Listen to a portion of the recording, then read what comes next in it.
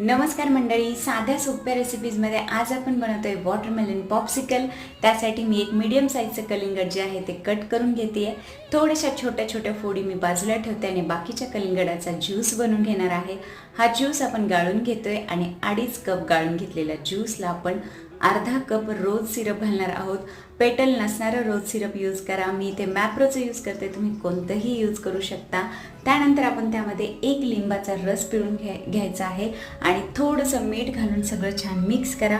Popsicle मोल्डमध्ये मी थोडेसे कलिंगडाचे छोटे छोटे काप खाली घालून घेते आणि नंतर हा ज्यूस घालून घ्यायचा आहे। थोड्याशा कलिंगडाच्या फोडी आपण वरून सुद्धा घालून घेऊयात। झाकण लावायचं आहे आणि रात्रभर फ्रीज होऊ द्या।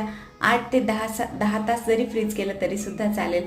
तर तुमचे असे यम्मी टेस्टी आणि दिसायला खूपच छान असे वॉटरमेलन पॉप्सिकल तयार आहे मंडळी। नक्की ट्राय करा। Bye bye.